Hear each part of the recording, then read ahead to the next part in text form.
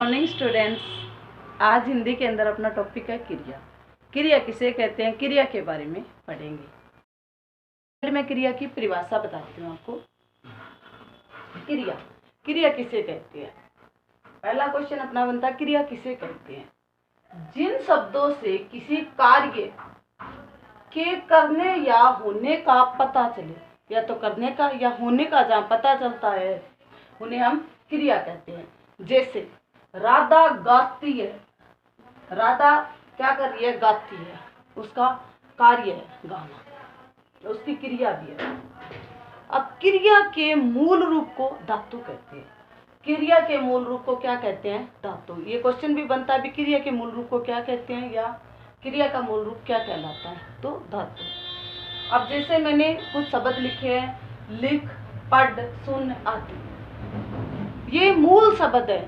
जैसे मैंने लिख शब्द के शब्द बनाए हैं, लिख मूल शब्द है। लिख से कितने शब्द बन गए? लिखना, लिखा, लिखाई, लिखता, लिखेंगे। शब्द कितने बन गए? इसके अंदर कितनी क्रियाएं जुड़ गई है, और एक ही शब्द के कितने शब्द बने हैं। मूल एक शब्द है, लेकिन उसके अर्थ अलग अलग बन गए हैं। ये क्रिया के मूल रूप है, और क्रिया के मूल रूप को धातु कहते हैं। अब कर्म के आधार पर क्रिया के दो भेद होते हैं, एक सकर्मक क्रिया और एक अकर्मक क्रिया। एक अकर्मक क्रिया और एक सकर्मक क्रिया।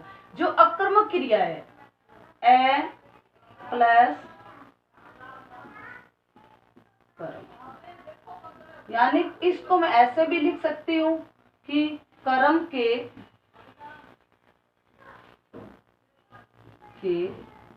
बिना, यानी इसके अंदर कर्म नहीं होता, या कर्म इसके अंदर नहीं जुड़ा होता। सकर्मक क्रिया।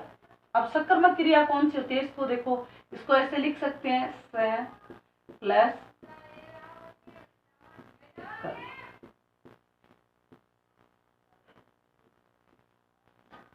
कर्म के साथ, यानी इसके अंदर सकर्मक के अंदर कर्म होता है, तो ये अकर्मक क्रिया हो गई, ये सकर्मक क्रिया। सकर्मक क्रिया के अंदर कर्म के बिना, यानी कर्म नहीं होता, और जो सकर्मक है वो कर्म के साथ, यानी कर्म होता है।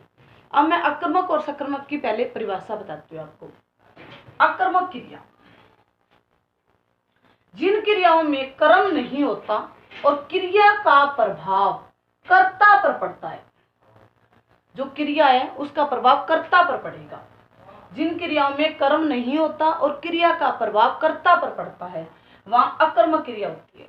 जैसे सीता गाती है। अब सीता है, वो गा रही है, यानी इसके अंदर कर्म तो नहीं है, वो गा रही है। आप ऐसे भी इसको कर सकते हैं, जो अपने पास क्रिया है हस्ती, इससे पहले क्या शब्द जोड़कर आप क्वेश्चन करें। जैसे यहाँ पर क्वेश्चन बन जाएगा, क्या गाती है।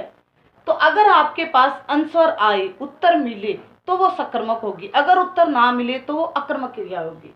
जैसे सीता गाती है, यहाँ पर मैं लिख देती हूँ क्या गाती है, तो कोई आंसर नहीं आ रहा, तो ये अकर्मक क्रिया है।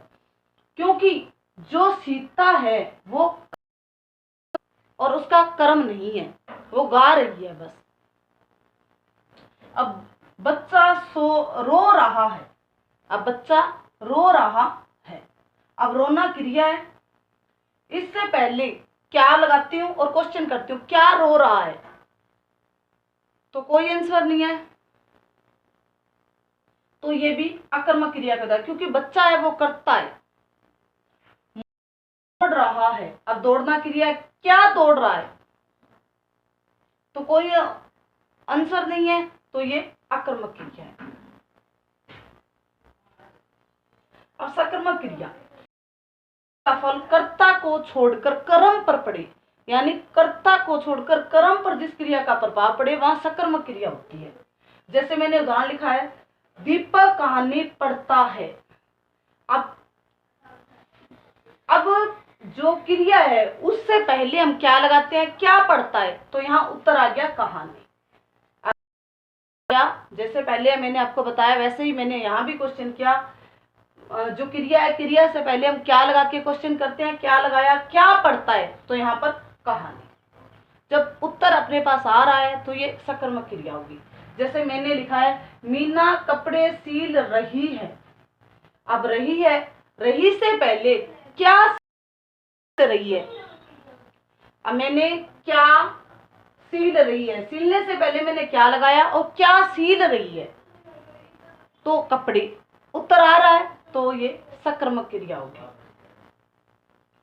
अब आक्रमक और सकर्मक क्रिया पहचानने का सबसे सरल तरीका है कि आप क्या करके क्वेश्चन करें, और जैसे ही क्रिया के आगे आप क्या लगा के क्वेश्चन करोगे, तो अगर आपको आंसर आता है, अगर आंसर मिलता है, कर्ता को छोड़कर आंसर आता है, तो वह सकर्मक क्रिया होगी। अगर कर्ता ही आंसर में आ रहा है या कर्ता के अलावा और कोई उत्तर नहीं आ रहा है, तो वहां आक्रमक क्रिया होगी। अब कुछ क्रियाएं ऐसी भी होती है जो हमेशा ही सकर्मक रहती है। जैसे मैंने कुछ मुख्य क्रियाएं लिखी भी है, खाना, पीना, लेना, देना, पढ़ना, लिखना, बनाना, तोड़ना आदि।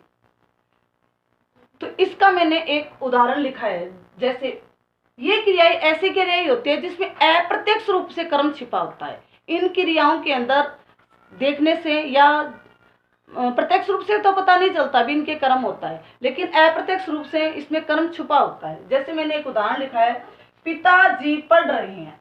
अब पढ़ रहे हैं, पढ़ क्रिया इस क्या पढ़ रही है।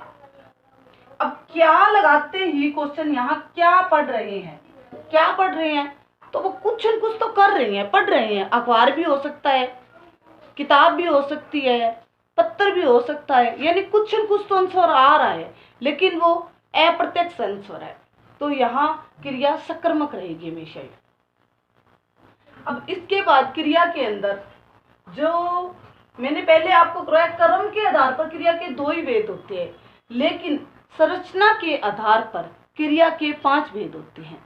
उनके बारे में मैं कुछ लिखवाती हूँ आपको। जैसे क्रिया के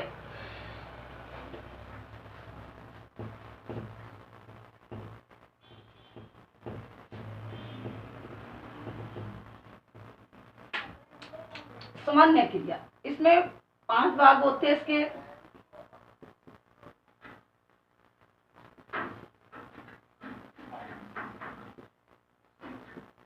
संरचना के आधार पर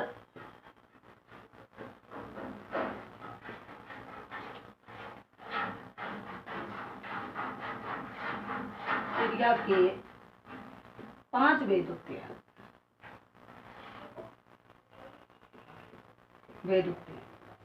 सबसे पहले होता है सामान्य क्रिया। इसके अंदर क्रिया हमेशा ही सामान्य होती है। जैसे इसमें कोई खास कुछ नहीं होता। इसमें जैसे मैंने लिखा मैं गया, अब जाना क्रिया है, ये एक साधारण वाक्य सामान्य क्रिया है। इसके बाद इसकी क्रिया होती है संयुक्त क्रिया।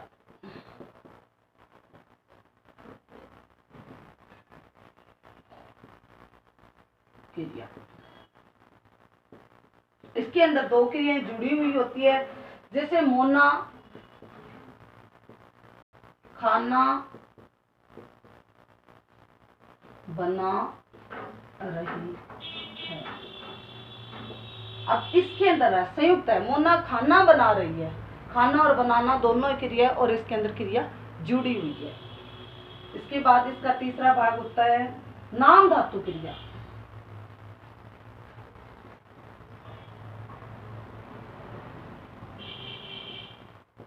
नाम धातु क्रिया, हमें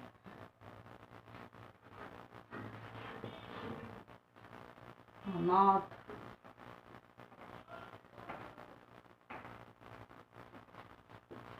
अनाथ बच्चों को अपनाना चाहिए। कहने का अपना सर्वनाम है, लेकिन अपनाना नाम धातु क्रिया है। इसके बाद इसका चौथा भाग होता है प्रेरणार्थक क्रिया।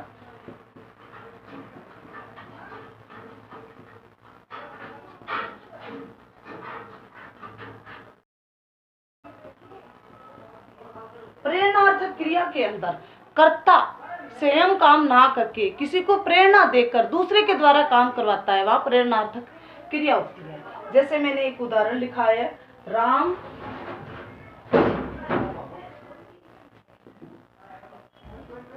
मोहन से चाय आता है। अब कर्ता स्वयं काम ना करके किसी दूसरे को प्रेरणा देकर काम करवाता है, वह प्रेरणार्थक क्रिया होता है। इसका फिर 5वां भाग होता है पूर्वकालिक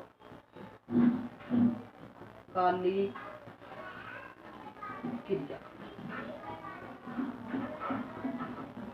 इसमें एक क्रिया के साथ दूसरी क्रिया जुड़ी होती है, दो क्रियाएं एक साथ होती है।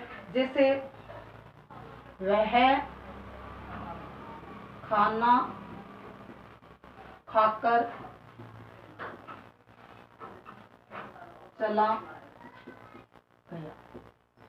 अब चला गया, खाना खाकर चला गया, भी चला गया, इस क्रिया से पहले उससे पहले भी एक पहले क्रिया है, यानी दो क्रियाएं जुड़ी हुई है।